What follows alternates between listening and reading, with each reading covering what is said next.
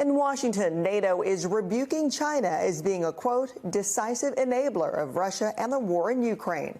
The joint declaration, endorsed by all 32 NATO member states, also sounded the alarm on China's nuclear and space programs. Outgoing NATO Secretary General Jens Stoltenberg had this to say. China is propping up Russia's war economy. This is not just a temporary collision of convenience, it is a major strategic shift. For the latest, let's bring in Claudio Lavanga. Good morning, Claudio. Talk about why NATO is going after China.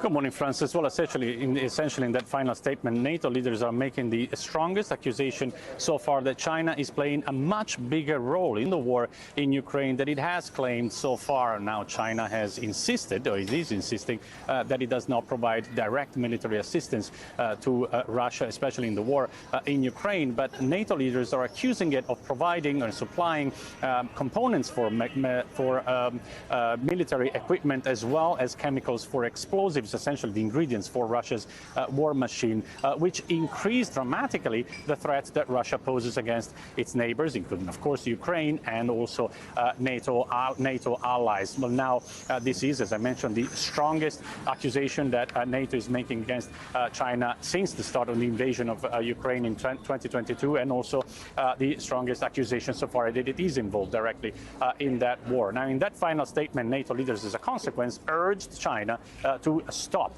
or seize any material and political support to China in its war effort. And also, as you mentioned, it also is a warning that China is expanding dramatically its nuclear arsenals. Now, China has responded to that final statement by NATO, saying that it is through the Chinese diplomatic mission in the European Union, by saying that it is full of Cold War mentality and rhetoric, and also said that it is full of obvious lies and smears, saying that China did not create the problems in the crisis in Ukraine, and also that it is, on the contrary, promoting peace talks. Thanks for watching. Stay updated about breaking news and top stories on the NBC News app or follow us on social media.